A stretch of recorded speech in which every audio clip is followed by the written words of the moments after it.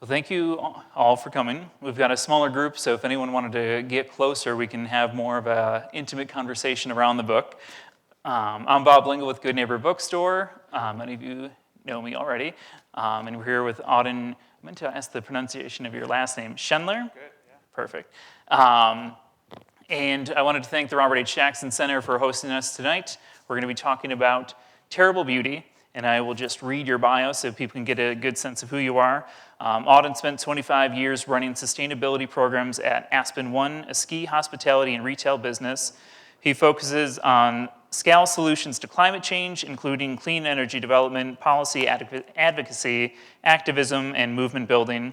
He publishes widely on climate change, parenting, and the outdoors, and was named a Climate Innovator by Time Magazine and a Climate Saver by the EPA. He's the author of the book Getting Green Done, as well as Terrible Beauty. He lives in Basalt, Colorado with his wife and 2 children who are here. Let's give it up for Auden. All right.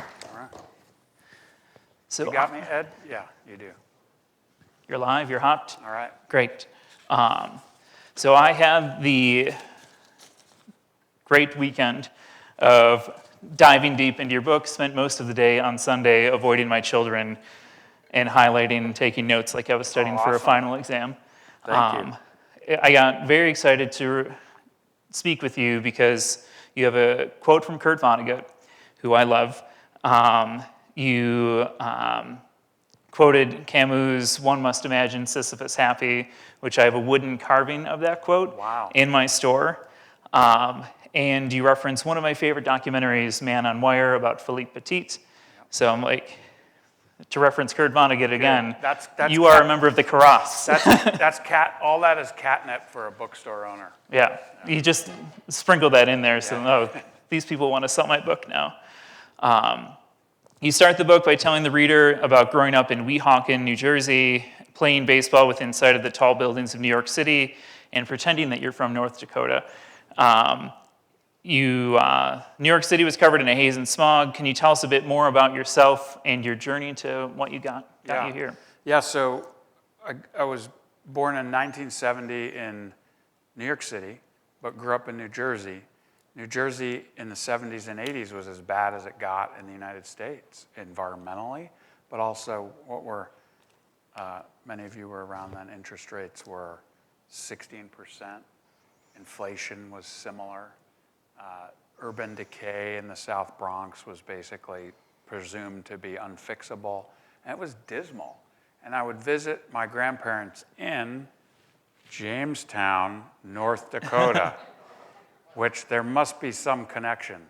And I remember going there and thinking, what happened to New Jersey first? And how do we make the world more like North Dakota? And that was an early reckoning with environmentalism, really, and pollution. And what was interesting is what happened through the 70s and 80s is all those major environmental laws of the 60s got implemented, and the world changed. But I was growing up in the nadir of that. Yeah. Terrible Beauty is an interesting title for a book. Where did that title originate from? So trying to figure out the title for a book is a known battle for authors. And this book, the original title for the book was The Big Green Lie, because the book's about the failure of the modern environmental movement. We'll get into that. Mm-hmm. And we just thought, I was talking to a fellow writer who was like, it's got to have Madison Avenue pop. And so The Big Green Lie, it'll sell. And I just thought, it's too cheesy. So my editor basically suggested this, which is from a Yeats poem.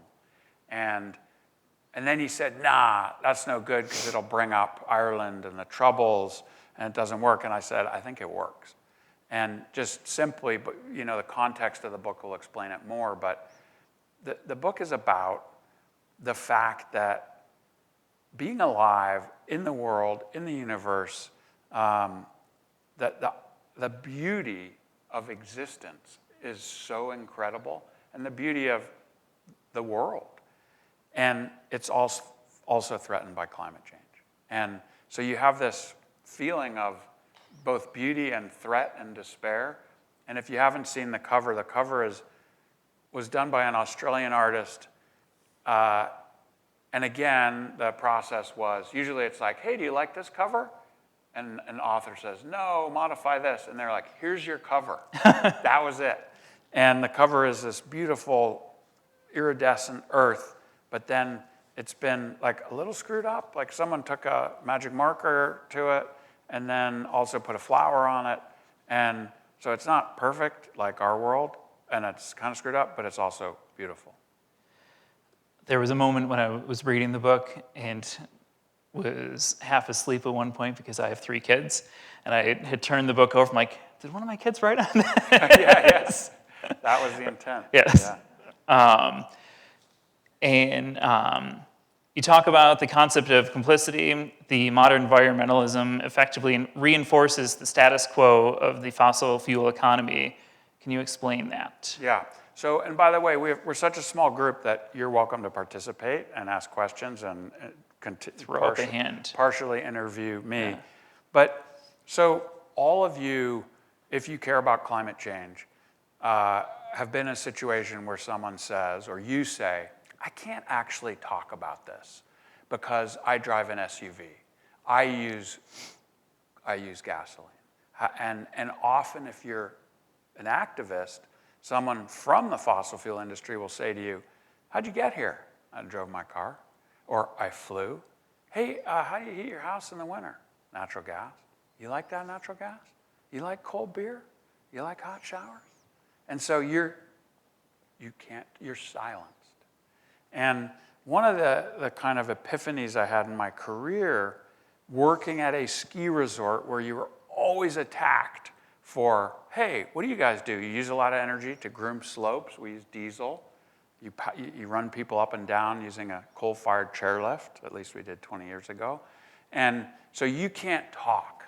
And if you think about that, if you were the fossil fuel industry, you would want to silence 2 powerful entities. One would be individuals, and one would be corporations. Both of those are silenced by this argument that I'm making. And it's very tricky to kind of, Amanda, well, it took like a decade for me to figure out what's the answer to it. And the answer is that Americans, and this is true of global citizens too, but we'll use Americans for this case, Americans never said, hey, I want hot showers, cold beer, mobility, a warm house in the winter. Can you provide that in a way that will eventually destroy civilization? We didn't. We said we want those services. Fossil fuels did that so well. And this is another gap in the environmental movement, which is we should be grateful to fossil fuels for what they did. They brought people out of poverty. I mean, they brought millions, hundreds of millions of people out of poverty through refrigeration and hospitals and agriculture. And then by the 1950s, we realized there was a problem with CO2. And what society should have done is use that science to inform policy, and we should have spent 70 years getting off fossil fuels. And we would have done that. And today it's like, well, we can't. It's a job. It's an economic hit. 70 years. Start now. This would be 1957, call it, and figure it out. And instead of doing that, which is just sensible governance, what happened? The fossil fuel industry said, we have, at the time, more than $33 trillion worth of fossil fuels in the ground. We're going to monetize it. And the way we're going to do it is we're going to buy elected officials, we're going to hide the science, and we're going to create a campaign of doubt to make sure people don't believe the science. They won, and they're doing exactly what they need to do. The point, though, is that Americans weren't involved in the process of deciding to continue to use fossil fuels. You weren't in the room. American citizens weren't in the room. It was corporate money. You didn't have the ability to change that direction because the science was hidden. It was literally hidden by ExxonMobil or obfuscated in a way that you couldn't make policy. So this concept of complicity runs through the book, and the way it applies to my work is I was the corporation saying our job is simply to reduce our carbon footprint. That's all we can do. And what I learned was that's not a climate solution. It's good, it's admirable, it does a little good, But corporations are so powerful, they should be advocating for change, they should be activists, and they should go to Congress and they should use their voice and try to create big-scale state-level and federal-level change. You'll see that almost no corporations do that because it's hard. You do it, you get in trouble. There was a portion of the book where and I feel like you had referenced it a couple of times, of we want all of these things, but not that. And it just reminded me, and it's not a direct connection, but to Mark Twain's War Prayer, where it was a person who walked into a church that was all praying for the troops to safely make it home and successfully win the war. And then he's like, oh, well, if you're praying for that, you also need to pray for the complete destruction and annihilation of all the people in that other country. Like, well, that's not, well, yeah, that is kind of what you're asking for. Right. So, yeah, getting into the next topic of banks and our money. A lot of people don't think about our money unless there's a problem or where we're storing our money. But companies that claim to have net zero overlook, thank you, that was kind of a lot. Net zero overlook, one enormous detail is their cash. You point out through many major financial institutions use monies banked with them to fund fossil fuel exploration. Can you explain how they do that? Yeah. So first, the environmentalist Bill McKibben, who's spoken at Chautauqua a couple times, you've probably encountered him. He has always spent time trying to think, how do we stop climate change? And the solution to climate change is you have to stop combusting stuff. You have to stop burning stuff. So McKibben said, well, how do you do that obliquely? And he said, well, we could go after the banks, because the fossil fuel industry requires capital to go drill in the Arctic or capital to go drill wherever to extract coal. And if the banks don't finance that, they can't do it. So he started a campaign against banks. And then another guy at a group called Topo Finance started saying, well, where you put your money actually matters. So if you have money in the bank, let's say you have it with JP Morgan and you have $10,000 in cash. That cash, as you all know, it doesn't just sit in the bank. The bank takes it and uses it, and they invest. They'll pay you a small percent of interest, but the reason they can function as a business is they invested in other stuff. And a portion of what they invested in is fossil fuel exploration. And so the American public, and again, keeping it just for ease of conversation to the United States, we're complicit in fossil fuel development through the cash we have. And so there are these interesting groups now trying to avoid that. And so the question is, well, how much can one do as a citizen in this movement? But the whole vision of divestment and this banking divestment and say switching your credit card from one bank that's not so good to someone like Amalgamated, which is carbon-free, is that you're trying to make the fossil fuel industry feel bad. You're trying to hurt their what's called social license and, frankly, demonize them. This is the exact same strategy as what was done in South Africa with the apartheid boycott. You were to, if you were operating in South Africa, you were demonized to the point that many businesses pulled out, and it contributed to the end of apartheid. You talk about large-scale change that you'd like to see. Are there success stories that you can share, and also touch on some of the barriers?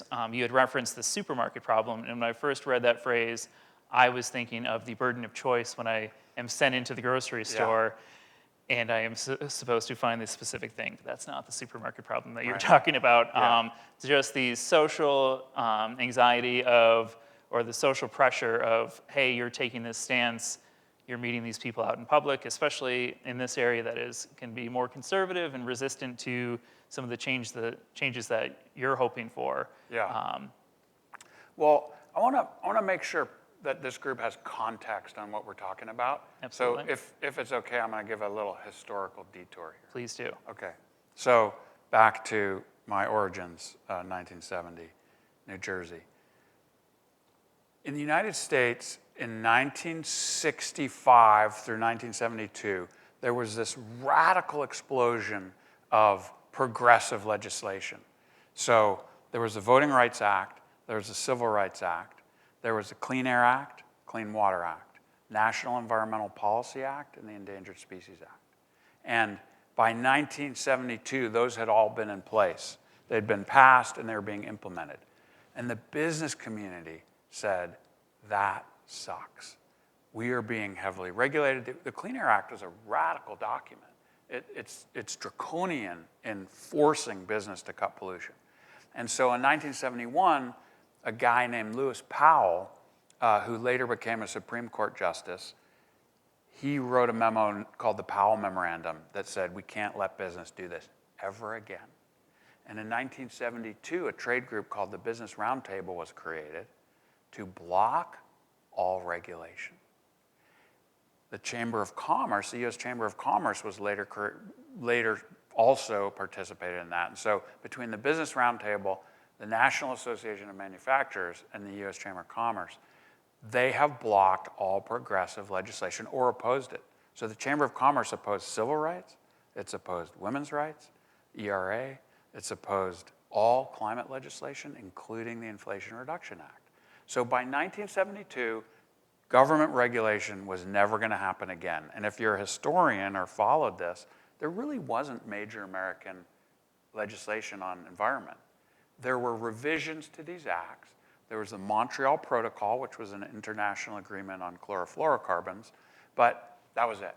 So I came into this world where the theology was business is going to do this.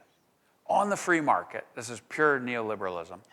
Business can, like, if I'm this building, I can change all these light bulbs from incandescents to LEDs, save 30% on my investment would be 100% return immediately. I'd cut through other work, I could cut the energy bill in this building 30%. What smart business people wouldn't do that? So business is going to solve climate change. And I came into that world thinking, this is the greatest thing ever. I love it. And I'm going to do it. And I started doing that at Aspen Skiing Company. And what I realized out of the gate, when I went to the hotel manager, 5-star hotel, and I said, we're going to change all the light bulbs here. And he said, no, you're not. I said, what do you mean I'm not? It's no smart business person would turn down 100% return on investment. And it saves operational money. And we went through a series of reasons why he wouldn't do it. It didn't look good. He didn't believe the lights would save energy. On and on and on. So then I thought, oh my God, this whole thesis is wrong. And that's been my career. Finding out that the thesis was wrong, which my first book was about, called Getting Green Done, was about how hard this work is and how it's not going to be a climate solution. And then Terrible Beauty takes it to the next level, which is how do you solve the thing? So to now answer your question, sorry. That's all right. So the answer becomes, and my wife Ellen keeps asking me, what are you asking people to do? Like, what are we supposed to do? And the book has several stories about how big change can happen. So let me give you one quick example. We were trying to cut our emissions like any business, and we couldn't reduce emissions at all. We changed light bulbs, we built green buildings, we changed heaters and boilers and put in new windows and insulated, and our emissions went up. I didn't know why. So I got in a back room and I studied the bills, and I tried to see, was it last winter cooler, so we used more natural gas? What's going on? And what it turned out was that our electric utility was mostly coal, but had invested in more coal, and so there was nothing we could do that would reduce our carbon if the utility kept increasing its carbon intensity. So this was an epiphany that sort of informs all the arguments in the book, which was, oh my gosh, it's not about us, it's about the system. And the system can be government, it can be your utility, it can be local government, it's policy, it's legislation. So in this case, we said, we got to change the utility. And this is a long, fun story that's in the book, so I won't steal my own thunder. But in a nutshell, here's how we started. What even is a utility? You know, like if I tapped, unless you're an expert in this, it's confusing. What does it do? What does it own? Who governs it? How do you change it? Well, it turned out it was a rural electric co-op, and people could run for the utility. And what I started doing was calling people in certain districts and saying, will you run for the utility? And the phone calls were dismal. I mean, imagine if I called one of you, hey, would you run for the board of a rural electric co-op? You'd say, ooh, sounds boring as hell. And then I'd say, it is boring. This is a boring job. But it's really important. It's the most important thing you can do on climate. So 10 of those calls, everyone said no. And we finally found a person who would do it. And then do it again next year. And then do it again the next year. 10 years of this. Campaign in the streets. Hand out flyers. Do ads in the paper. Organize phone calls. That's what we're talking about. And the difference between that and modern environmentalism, which is recycle plastic, which has never been recycled. It doesn't work. Drive your Prius, which is great, but it's not a systemic solution. Insulate your house, give money to environmental groups, declare victory. All that stuff, that personal action, it's wonderful, it's important, I do it, it's how you should live a good life. But then you have to say, how do we change structures? How do we change utilities? How do we go to the planning and zoning board and make sure that buildings have efficiency codes? How do we change federal government? How do we support legislation like the Inflation Reduction Act? So that's the way to think about it, and that's a tweak to pretty much all the thinking about modern environmentalism. And just so people have a sense of the patience and work that is involved in that, from when you started that process of, hey, will you run for this? And they said yes, to being able to kind of take control of that board and make significant change. Yeah. What was the time frame? It was roughly a decade. And in the book, I talk about sitting with, so we got 2 people elected to the board. One of the guys' names was Adam Palmer. And he said, can we go have lunch with another colleague named Randy Udall? And we had lunch, and most of us had our heads in our hands the whole time, because we had 2 seats on a board of 7. We kept losing votes. The people we were up against never saw a coal plant they didn't like. And we were losing. And we spent years losing. And we never thought we'd win. I mean, this is very similar to there's a new book out on the Soviet dissidents in the 80s. The title of the book is a toast they used to give while drinking vodka. This is a book you should get in your store. Okay. The title of the book is To the Success of Our Impossible Cause. And so that was that lunch that we had, where we just never thought we'd win, but we kept chipping away, and it became a practice more than an end-oriented project. So we just kept going and kept going and kept going. And then miraculously, partly by running women for these boards, because the boards had been all men for 75 years. So when you put a woman on the ballot, you have a better chance of winning. It's like an actual thing on ballots. We were able to take over the board. And the utility, just to understand the level of scale this is, the utility serves 60,000 people, Vail Resorts and Aspen Skiing Company, and a bunch of communities. It was 4% renewable when we started this project. It hit 96% last month. And these are this is real renewables. It's wind, it's solar, it's battery storage, it's small hydro. Existing in a very conservative area and working for a nonprofit, and just in my circle of life, working with a lot of people that are in the nonprofit sector, we almost want to have a self-help group of the things that we wish that we could say publicly. For the supermarket problem, to get more specifically into that, talk about some of the resistance that you had and the people that you encountered when you were trying to go through that project specifically. Yeah, you mean the... like Tom. Yeah, okay. Yeah. Well, so first, do you consider this area conservative?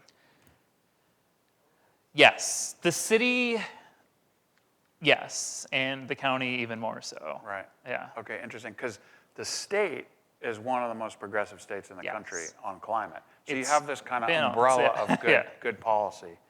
So yeah, the resistance is across the board, but with the utility, the longtime utility president was a guy named Tom Turnbull, who was a rancher. He'd been in the valley for 40 years. He'd actually gone to Princeton, I think. but didn't talk about it because that hurt his credentials Yeah. as a tough guy. And he thought that we were coming in, basically destroying this thing he did, which was good for society. And arguably it was. He provided reliable power affordably and safely, which that was all he was thinking about. And so when the climate problem came in, he was like, that's not real, and it's not our job. And I was the, rich guy, not true, from Aspen, also not true, who was coming in and saying, use wind power. It's going to save us. At the time, wind power and solar was more expensive.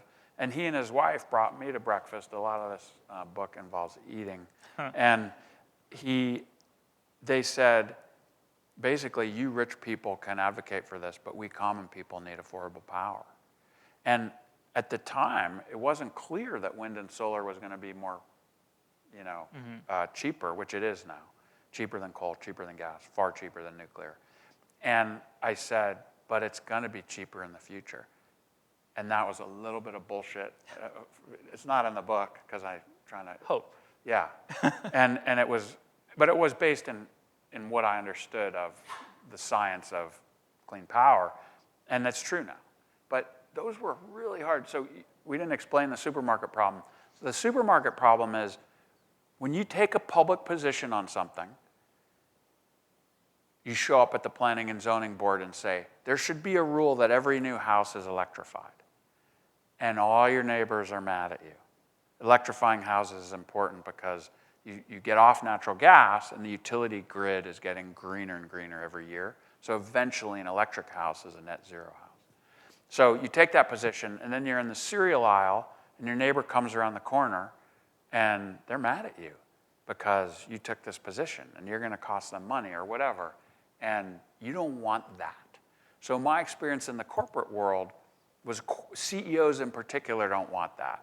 And if you gave a CEO two choices, you say, hey, if you speak out on climate, you'll be a material part of saving civilization. On the other hand, you might have a really awkward encounter in the supermarket. So here's the balance. Save the world, really awkward Cheerio aisle. And the CEO says, I would like to be a part of something good, saving civilization, but I really can't deal with that encounter. And I don't do it. And that's the nature of corporate advocacy today. It's just too scary. And it's scary not just, the cereal aisle is a metaphor for the public forum where you get criticized in trade group meetings, your peers criticize you, you get called out in the Wall Street Journal and so forth. Many towns champion the status quo over change and consider development evil, if not evil, a problem. In Terrible Beauty, you quote an architect who said, the only thing these guys hate more than sprawl is density, and point out the irony in that because density is a solution to sprawl. So what are well-meaning citizens overlooking when they are tackling these problems? So the book gets into a lot of the challenges of modern environmentalism. And in small towns like this, or Basalt, or Aspen, really anywhere in the US, the driving historical environmentalism is keep it the way it is. Don't ruin our town. That means historical preservation. It means maintaining Victorians of one story. It means height limits and so forth. So what has that done throughout the United States, but particularly in the West? It means there's no housing in town. The whole west end of Aspen is old Victorians that are worth $5 to $10 to $20 million. Nobody lives in them. But they were forced to keep them historical instead of, say, putting a second or a third story or adding a mother-in-law unit, any of these things that would destroy the town.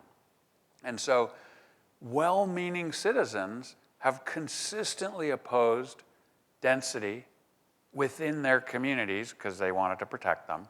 And that has led to massive housing problems, a line of traffic, in our case, 40 miles down the valley, and pollution from those vehicles, but also gridlock. So the act of trying to save these communities has destroyed them. And the words that are used for people who oppose all development is NIMBY, not in my backyard. And the word that's being used to change that is YIMBY, yes in my backyard. An example of that would be, you have a house and you petition to have a small mother-in-law unit added. This happened in Basalt. And I'm going to tell you the actual story. It was a ski patroller and a teacher who live in a house in a small town in Colorado. And those are people you want in your community. And they said, we're going to build this unit, a mother-in-law unit, 600 square feet, so that we can afford to live here. We'll make a little income. And so that we can sell an affordable unit to someone else, housing, because a 600 square foot unit is going to be pretty affordable. What happens when they propose this? This is all good for society and for community. They propose it, and you guys, this is Kai I'm talking about. All the neighbors come out and oppose it. They say, I don't want construction. I don't want an additional car in my driveway. I don't want traffic. And so they all oppose it, and this guy actually got it through because the town council was enlightened. And historically, though, it just gets shut down. So well-intentioned citizens that are trying to do the right thing are creating environmental problems, and this is part of the whole broad fail of the modern environmental movement. To have a uplifting moment for just a second, you talk about your work on the town council, and one of your proudest achievements was the Gnome home building ordinance. Talk about what that is, firstly, and then in the midst of these larger, more serious actions, why are these small things just as important? Yeah, so a lot of these fights are long and they take forever and you don't succeed, you may never succeed. So in the process, you need to have small wins. And I was on town council in Basalt, and I proposed to the town manager, who later actually sued the town. I proposed that we build a gnome home building zone in a park where kids could take bark and sticks. Elias was a fan of this. And build little houses, fairy houses. And the town manager was really into it, and we created this sign and the ordinance, and it was all there. And so, one, we got something done, which is really hard to do on town council. And it was fun, and it was uplifting. And by the way, it was community. So one parent's over there, their kid's building a home, another parent's over there, they're talking. So you're building community through this. And it was a small thing. But if you don't do that, you get so discouraged that you're never able to proceed. You never have any wins at all. So these quick and dirty victories are part of the strategy for like mental survival. That makes sense. And being from Buffalo and coming down here, this is more directed at the audience. Gnomes seem to be a thing down here, like Scandinavian folklore, if not gnomes, another word for it. So as you're traveling through, you may see some gnomes to add to your collection. Definitely if you go to Panama Rocks. Ooh. So another vote for Panama Rocks. We're going there. Okay. Many people don't realize that climate change and equity are linked. Can you explain how one benefits the other? Yeah, so a lot of the fixes for climate are similar to what we just described, which is urban planning and, say, housing next to mass transit. So if you're able to put dense housing near mass transit, people don't need cars, it's affordable housing for workers, you make their life better. And so many of the solutions to climate end up being also about equity and justice and so forth. And also the justice community and the civil rights community is typically advocating for the same things that the climate community is advocating for. And so this alliance is really important because historically the environmental movement has just been too small, even the climate movement. And the expression "save the whales" is making fun of environmentalists who only care about whales. And just literally today at Chautauqua, I had a guy say to me, "What about the whales?" And he was talking about underwater turbines that make a lot of noise and are killing whales. And my family can attest, because I saw this interaction. My head exploded, because the guy, first off, underwater turbines barely exist. It's a technology that's in development. One. Two, the use of fossil fuels to power society is threatening all global biodiversity, including the oceans. So he needed to broaden his aperture. We need to solve this problem. And you care about whales, but you don't care about elephants and chimpanzees and humans and kangaroos. And with all technology, there are drawbacks. And that's this crazy kind of attitude about, say, wind power. Oh, it's bad for you. Well, what about coal that basically, that changed the climate is going to change it by 3.5 degrees Celsius and is going to wipe out whole populations and potentially civilization. Yeah. It's like, but those wind turbines are bad. So it's this really interesting, like, obviously part of this is psychology. Usually when you're arguing with someone about climate change, it's not about science. It's about ideology. It's about, how government should work. And so it's a very interesting time to be alive.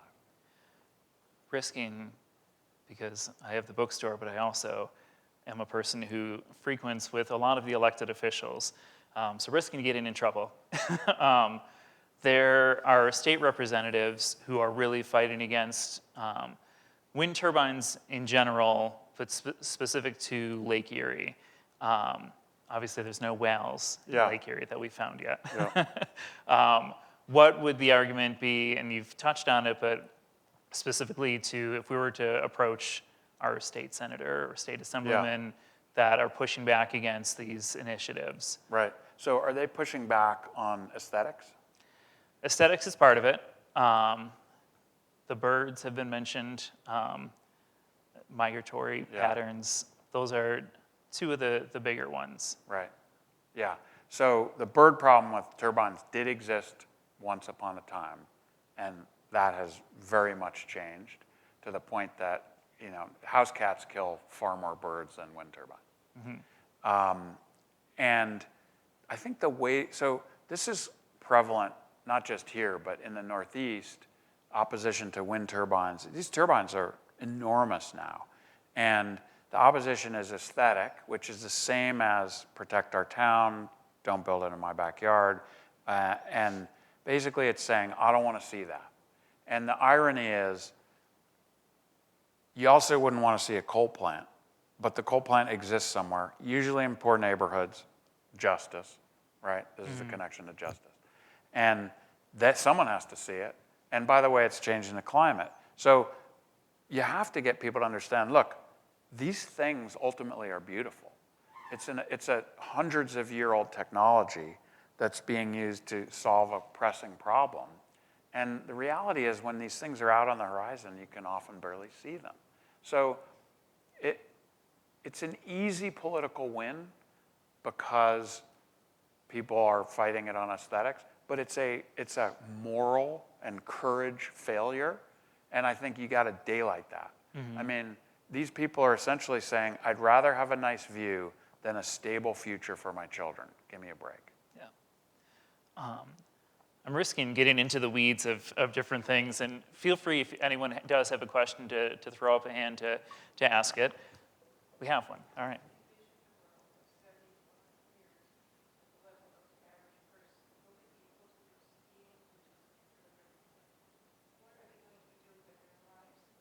Yeah. Yeah, I'll repeat the question. So what does the world look like in 80 years? And there's a book by Naomi Oreskes, who's a historian at Harvard, that takes a look at that. And I can't remember the name. I think it's called The End of Western Civilization or something like that. Something like.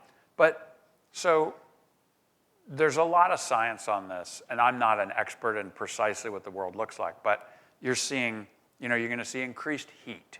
And a result of increased heat, there'll be more fires, floods. Yeah. Yeah, so let's look at your life. 70 years from now, you live, yes. No skiing, that's gone. There's some, Chautauqua's there, but it's, what's happened in the last 50 years even is that government has like planting zones, right? It's like your zone, you can plant X and Y and Z, and that has changed. So, and this has happened here, where your planting zone has changed. It's as if it had been moved south. So one example would be, Aspen or Carbondale nearby. You would click and drag it down to Amarillo, Texas. So in terms of climate. So it's going to be hotter and drier. You're going to have more heat, more storms. What would your life be like? I mean, you're going to have, by 80 years from now,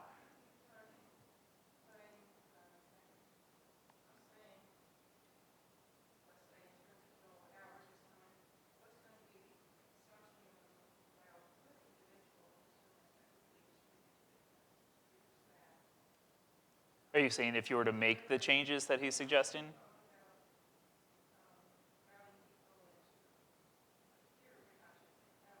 yeah.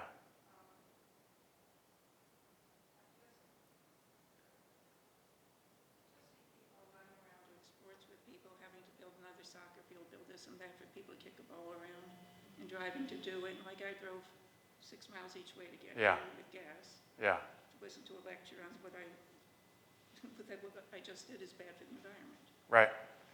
Yeah. I mean, what are people going to actually? I'm not talking about government. I'm saying like, what do you plan to? How do you for the life of the regular person to be able to have like parks or whatever? Yeah. And these things that the upper class, like Chautauqua's upper class, Yeah. that area, it's 9 weeks of the year it's busy, and the other 42 weeks it's Yeah. empty. Yeah. But all these beautiful houses go up there. People Yep. drive from Buffalo all the time, it's 70 miles each way to get there. Yeah. To hear about the environment. Right. Yeah, I mean, this is a bar conversation. It's complicated and long, but in a nutshell, we're going to have to change public policy to address those things you're talking about. So think about a carbon tax so that when you filled your car up, and this is just for conversation, it was $500. And the tax was adjusted so that your income tax went down by about $500 a year. So we're not going to go into great detail. This is a very commonly proposed carbon tax scheme. Your income tax goes down $500, but your fossil fuel payments go up $500. So revenue neutral, your wallet didn't change in size. But you're incentivized, and so are the Chautauquans, to not drive as much or to buy a more efficient car. So spread that across the world, your house, heating, refrigeration in supermarkets and so on. That's how you begin to influence this kind of consumption that you're criticizing. Let's talk more later because it's such a broad topic you're asking. But if you have other questions or, yeah. Since you published your book, a lot has changed in the Department of Energy. And I just want to quote something from Chris Wright. Climate change is a byproduct of progress, not an existential crisis. How do you react to that? I think that you could say he's right in the sense that fossil fuels have been enormously beneficial to people, to civilization, as I described earlier. The problem is what he's missing is just basic scientific facts, which are now we know quite well. Climate science is probably the most studied thing in the history of science, that CO2 is changing the atmosphere. We also know exactly how to fix it in terms of technology and policy. And we also know what it's going to cost if we don't fix it. So a conservative economist at Yale named Bill Nordhaus has done this analysis. He said, what if you fix it? Here's what it costs. What if you don't fix it? Here's what it costs. And he won the Nobel Prize for that work. So the head of Department of Energy is ignoring that. And he's essentially sticking to it's beneficial. well, it was beneficial, and thank you so much, fossil fuel industry. But now it's time to move on, or all kinds of bad things like what we saw in Texas and California and Asheville are going to continue to happen. Never mind instability in Africa, in the Middle East, and so forth from drought and flood and fire. So this is a really, the question of why is he saying that? It's partly short-term profits, right? It's partly ideological. There's a book called Merchants of Doubt by the same historian, Naomi Oreskes, about why people didn't want to talk about climate science.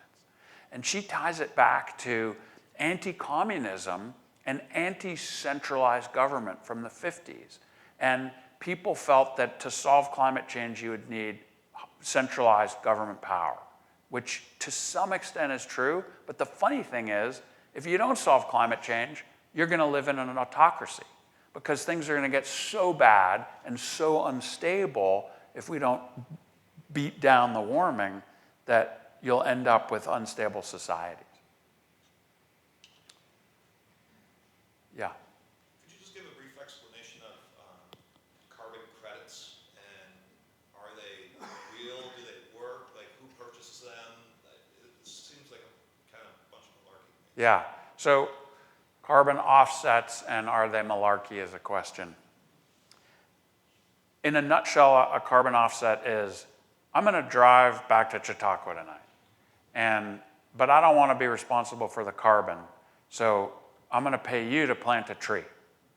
That's a carbon offset. And that would be called a voluntary offset. Now, here's the problem in a nutshell. Did you plant the tree? How long is the tree going to live? How much carbon is it sequestering? And on and on. So another example would be you pay a foreign country to protect a chunk of land, and they protect it. But did they then log the adjacent piece because they protected that one? Or did the piece burn down and it goes on and on and on. So short answer is the bulk of carbon offsets have been shown to be completely bogus. And there's a guy at the University of Pennsylvania named Joe Romm, R-O-M-M, who's written a 60-page paper that I had the pleasure of reviewing for him that just destroys offsets. Let me give you an example of how an offset mechanism could work, though. I'm a part owner in a coal mine in Colorado. And the coal mine is closed, and old mines leak methane, which is a super, super potent greenhouse gas, 85 times more potent than CO2. The best thing you can do with a remote mine like this is capture the methane and burn it. You change it from 85 potency to 1, you convert it to CO2. And that keeps this super greenhouse gas out of the atmosphere. There's no incentive to do it, except if you can sell carbon credits into the California market, which is what we do. So we're doing something very, very, very beneficial for the climate, but only because there's a carbon offset that we can sell to do it. So this is like the 1% of carbon offsets that actually work, but there are mechanisms, if regulated, using offsets or using trading schemes that could work. And the best example of that is, you know this, Tim, is how we dealt with acid rain, is we had a cap and trade system nationally that George W. Bush, not W. Bush, Bush Sr., set up, and it worked. And California has a cap and trade system that's a lot more effective. So the answer to offsets is intense regulatory oversight.